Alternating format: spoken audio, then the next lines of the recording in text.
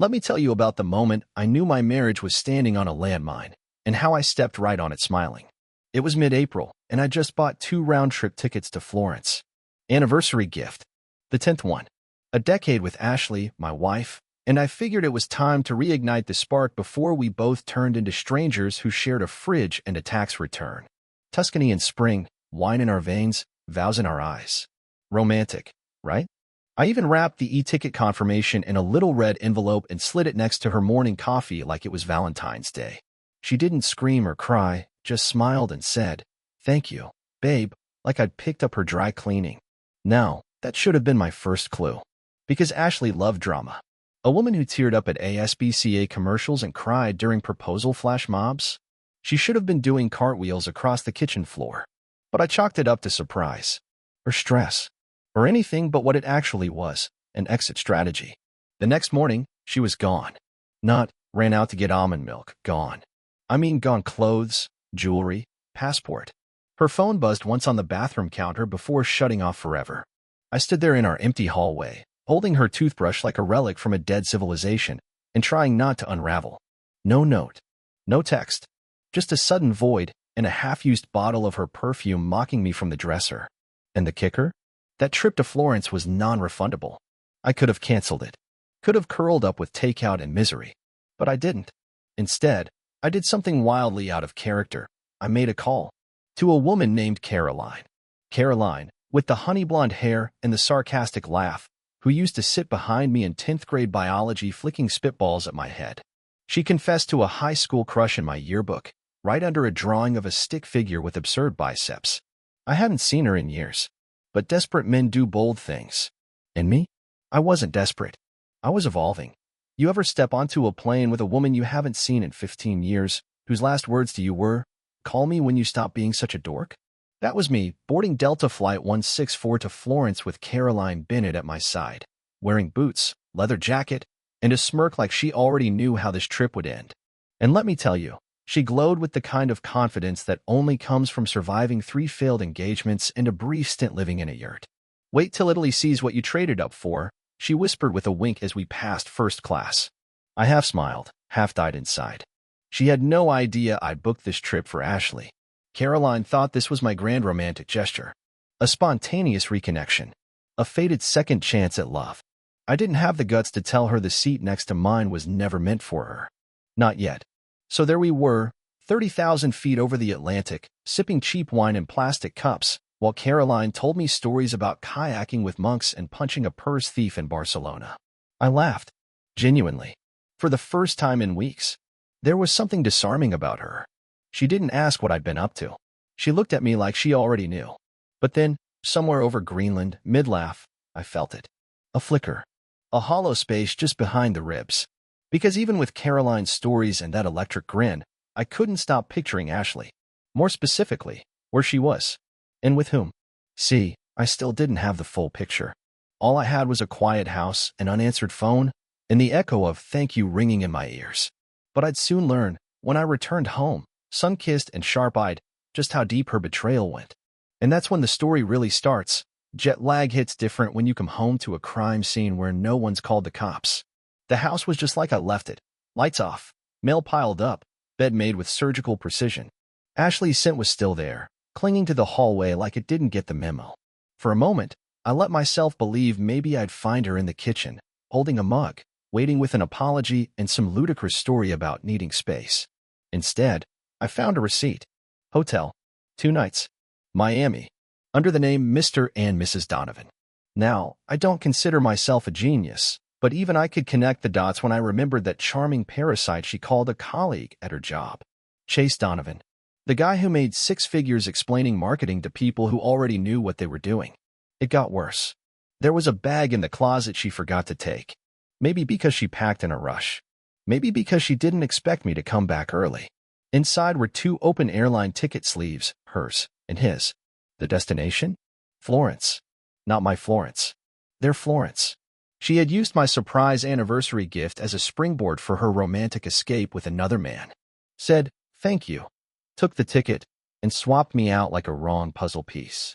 I sat on the edge of the bed, staring at the empty slot in the nightstand where her passport used to be, and the rage didn't come the way you'd expect. It didn't explode. It simmered, low and steady, like a pot left to boil with the lid on. I didn't scream, didn't call her, didn't even break anything. Instead, I stood up, went to the desk drawer, and pulled out the USB drive I hadn't touched in months. I used to save old photos on it. Trips, birthdays, that one ridiculous Christmas where we wore matching pajamas like trained clowns. And right there, between two grainy shots of us at Yosemite, was a folder I'd never seen before. It was labeled Logan_WIP. Ashley always joked she'd write a memoir one day. I figured this was that. Turned out, it was more of a burned book. Half a dozen Word docs full of venting. Letters she never sent. Things like, "He's nice, but I don't feel alive. Sometimes I think he's just there. Chase makes me feel like I matter." And my personal favorite, "If Logan ever finds out, he'll probably just get sad. He's not the type to fight for me." Wrong, Ashley. I'm not the type to fight for you. I'm the type to fight back. Let's get one thing straight. I'm not a saint. I don't forgive and forget. I remember. I take notes. And when the time is right, I highlight and retaliate. But first, I had to process it. Ashley didn't just cheat. She rehearsed. She monologued. She wrote diary entries like she was the misunderstood protagonist of some tragic French drama where I was the boring husband with too many throw pillows and not enough adventure. And Chase. Well, Chase was the shirtless metaphor who made her feel alive. Cute. So while she was out in Florence sipping Chianti and whispering amore in a man bun's ear, I was back home, scrolling through her emotional Yelp reviews of our marriage and drafting a plan. Now, revenge isn't about rage. Rage is messy. It gets you handcuffed on the evening news while some neighbor tells a reporter, "He always seems so quiet." No, revenge is about composure, structure, timing. And let me tell you, nothing inspires a clean act of vengeance like reading your wife compare your energy to a beige couch. So I started with the basics, financials, pulled every joint account, moved half into my name, froze the rest. She couldn't fly back on my dime. I even called the credit card company and flagged her last few transactions. When the fraud department asked why I suspected suspicious activity, I said, "Because the woman using my card is pretending to be married to someone else." Next, I cleaned house. Literally. I boxed up her remaining clothes, set them gently in the garage, and changed the locks. I left a note on the front door that read, "Welcome home. Your keys as outdated as your loyalty." Then came the piece de resistance, the social takedown. Now, I'm not usually one for drama online, but this was art. I posted one photo, me and Caroline in front of the Duomo, both smiling like we had no idea a storm was brewing. Captioned it, "Funny story. I booked this trip for our 10-year anniversary. She took the ticket and ran off with another man. I took a friend from high school who actually wanted to be there. Florence still delivered." I didn't tag Ashley. I didn't need to. Mutual friends carried it like wildfire through the algorithm jungle. Within hours, I had texts pouring in. "Dude, what? Are you okay?" That caption is savage. Even her sister liked the post. Her sister. But the real moment, the one where I knew I was holding the steering wheel again, was when Caroline messaged me that night. "You okay?" I know that post wasn't just for likes. I stared at that message a long time. Because here's the thing, I hadn't told Caroline. Not about Ashley. Not about Chase. Not even about the original purpose of that trip. She thought we were just two people rekindling something. And in a way, maybe we were. But for me, that trip had started as a tombstone. A final chapter. A pity tour for a marriage that died in silence. Instead, it had become chapter 1. So I told her. Everything. We talked until 2 a.m. She didn't flinch. Didn't pity me. Just listened. And when I was done, she said, "Well, damn. I'm glad she's gone. Otherwise, we'd have never had Florence." Caroline was sharp like that. Knew how to stitch a compliment to a bruise and make it feel like healing. But I wasn't done. Because there was still Chase. Ah, yes. The protein shake with a LinkedIn profile. I'd done some digging during one of Ashley's late nights at the office and found out Chase was in line for a regional promotion. He worked at an up-and-coming tech firm that loved its clean image, diversity, ethics, work-life balance. All that shiny stuff. You know what companies like that don't love? Office affairs between a manager and his subordinate. Especially when the subordinate's married, and her husband happens to have time-stamped photos, messages, and one glorious video of the two of them kissing in what I could only describe as a very inappropriate use of a WeWork conference room. Don't ask me how I got it. Let's just say Ashley never figured out how Google Drive syncing works. So I sent an anonymous tip to HR. Not malicious, not vengeful, just informative. Attached the receipts. Bullet pointed the dates. Even referenced the company's own code of conduct like a concerned shareholder. Within 3 days, Chase's Instagram went dark. Ashley's LinkedIn changed to open to work. And me? I was just getting started. I didn't want them fired. I wanted them exposed. I wanted their little fantasy to burn in the light of day.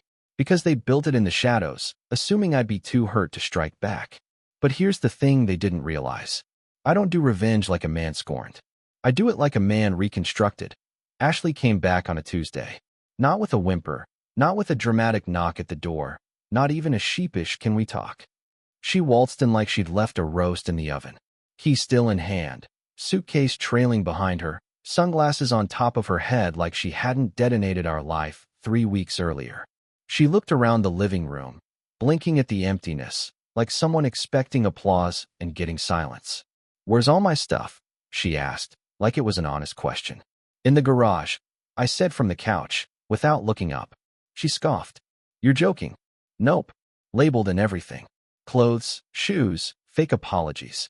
That got her attention. She dropped the suitcase and walked a little closer, arms crossed, hip cocked, her go-to stance when she thought she had the moral high ground. A classic Ashley maneuver. The same pose she used when she used to argue that brunch counted as cardio. "I figured we'd talk," she said. I finally looked at her. Not the same way I used to. Not like a man who sees home when she walks in the room. No, this was more like spotting a raccoon in your pantry. Surprising? Yes, but mostly just annoying. "Talk," I echoed. "Sure, let's talk. You want to start with how you thanked me for the anniversary trip and then used it to disappear with your side project?" She flinched. It was quick, but it was there. "That's not fair," she said, voice low. "Oh no, you don't get to say what's fair. You made your moves. I made mine." She blinked. "What does that mean?" "It means while you were sipping limoncello and role-playing under the Tuscan sun with Chase, I was busy reclaiming everything you thought I'd just hand over with a smile." Ashley looked nervous now. "Good. I froze the accounts," I said. "Closed the joint credit cards. Pulled my name off the mortgage paperwork. Well, the refinance paperwork you didn't know I filed." She opened her mouth, then closed it. Watching her try to catch up was almost therapeutic. "And Chase," I continued. "Tell me, how's the job hunt going for your little office Romeo?" Her lips parted slightly. "What did you do?" I stood now, slow and steady. Walked to the window, not because I needed to look outside, but because power has posture. "I didn't do anything he didn't already do to himself," I said. "I just made sure the right people got to read the script he wrote. You'd be amazed what a well-organized Google Drive can do." Ashley's arms dropped to her sides. "You ruined his career." I turned. "He ruined mine first. I just filed the paperwork." The silence between us thickened. The weight of it made her sway slightly, like she finally felt what consequence tasted like. "You really went nuclear," she said. "No," I replied. "Nuclear would have been tagging your boss, your parents, and your yoga instructor in that video from the WeWork bathroom." She winced. "You wouldn't. Try me." Her mouth opened, maybe to plead, maybe to threaten. I couldn't care less. Because in that moment, I saw her for what she truly was, a person who bet on my silence and lost. She thought I'd crawl into a hole, lick my wounds, and blame myself. That I'd mourn her while she tasted freedom. But I didn't mourn. I evolved. "Why are you really here, Ashley?" I asked. "You could have stayed with Chase, or gone to your sister's, or, I don't know, booked another trip with someone else's husband. But instead, you're here. What?" She looked away. And for the first time since all this started, she looked small. "He told me he needed space," she whispered. I nodded. So the vacation didn't last into real life. Shocking. She tried to recover. I made a mistake." "No," I said. "You made a decision." Repeatedly. "You don't get to rebrand betrayal as confusion just because your escape plan turned into a solo act." Her eyes began to glisten. I didn't feel anything. Not anger, not sadness. Just distance. Like watching a rerun of a show you used to love before it got canceled for being terrible. "I don't know what I thought would happen," she murmured. "I thought you'd move on." That you wouldn't fight. I didn't fight for you, Ashley. I fought back. There's a difference. She took a breath. And her. I raised an eyebrow. Who? Caroline. Oh, there it was. The flicker of jealousy behind the regret. Classic narcissist chess move. Knock over the board, then ask how the other person learned to play. I didn't answer. Because Caroline wasn't a rebound. She was separate. Pure. She wasn't part of this game, and I wasn't about to drag her into Ashley's mess. You should go, I said. The locks have been changed. The garage door keypad still works, for now. But by Friday, you're officially a guest here. Ashley looked around like she might try to anchor herself to something. Her eyes fell on the picture framed by the entryway. A photo of us from 5 years ago. Laughing. Younger. Oblivious. I did love you, she said. I believed her. But love without loyalty is just affection with an expiration date. I loved you too, I said. The version of you that existed before you decided I wasn't enough. She didn't respond. Just turned, walked toward the door, and paused. Is this really it? I smiled. No, Ashley. This was it. What you're seeing now, this is the sequel. And then she was gone. After Ashley left for good, I stood in the quiet of our home, my home, and took it in like I was seeing it for the first time. No more guessing games. No more wondering what went wrong. The truth had scorched through the walls, and now I was left with the ashes. But let me tell you something about ashes. They make damn good fertilizer. I got to work. Not on repairing anything. No, I wasn't putting Humpty Dumpty back together. I was building something new. First thing to go? The bed. Bought a new one. Bigger. Cleaner. Mine. Then the couch. Gone. I didn't want to sit where she once scrolled through Chase's texts pretending she was too tired to talk. I replaced every picture, every mug, every sheet. I wasn't erasing her. I was evicting the version of myself who thought that was love. I called Caroline, told her the truth, the whole thing, raw and without filters. She didn't hang up. She didn't sigh or say, "Wow, that's a lot." She said, "Logan, I liked you before the trip. But now, I respect you." We kept talking. Once a week became twice. Then daily. Then she flew out, on her dime. Not to make things official. Just to be there. That was enough that you'd think after everything Ashley pulled, I'd never hear from her again. Wrong. She started her apology tour 3 weeks after she left. First was the email. Then a text. Then a voicemail that sounded like she had just finished crying, but not too much. Just enough to sound delicate. Logan, I didn't know how lost I was. I thought Chase was something I needed. But he's not you. No one is. She was right. No one is. I didn't reply, but they kept coming. Messages disguised as closure. Backhanded apologies with phrases like, "I was in a bad place," and "You were always so stable," and I took that for granted. No mention of the hotel, the lies, the fact that she took a plain seat meant for us and filled it with a body double who smelled like Axe and delusion. She wanted me to validate her guilt. I gave her silence. And silence, my friend, is louder than any "I'm sorry" she could ever muster. Now, I'm not proud of this next part. But I'm also not sorry. See, I found out through a mutual friend that Chase had moved on. Not with Ashley. With Chase's ex, a yoga instructor named Kendall who apparently didn't care that her new man's resume included wrecked a marriage. So what did Ashley do? She tried to come back. Not to me. To the narrative. The moment Chase started ignoring her, she made noise. Tried to start rumors. Said I hit her. Said I emotionally manipulated her. She wanted to rewrite the ending because she didn't like how it made her look. Bad move. I met with a lawyer. Not to sue. Just to prepare. And while Ashley was busy smearing my name at wine nights and posting vague breakup quotes on social media, I sent one private message to Kendall. No threats. No drama. Just a Dropbox link labeled, "Before you go any further." Inside, timestamped texts, voice memos, that WeWork video. 2 days later, Chase's Instagram went dark again. Ashley stopped texting. Mutual friends stopped inviting her anywhere I might be. The fire had burned through, and I didn't even need a match.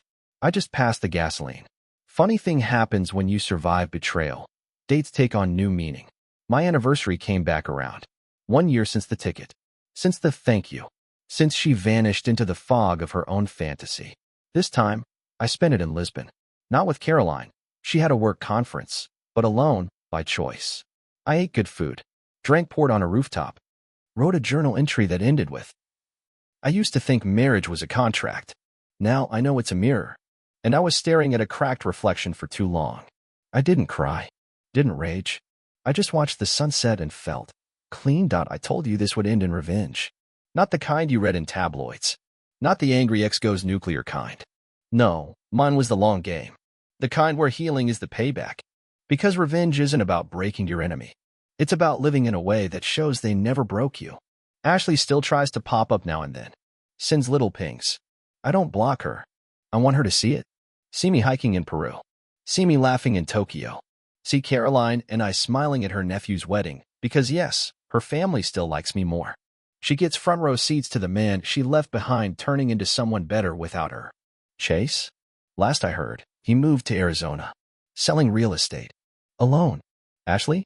She's posting pictures of sunsets with captions like, rebuilding myself one piece at a time. Funny, she never mentions what broke her. But I know. And I smile. Because while she ran from accountability, I built something out of the rubble. And that, my friend, is the sweetest revenge of all.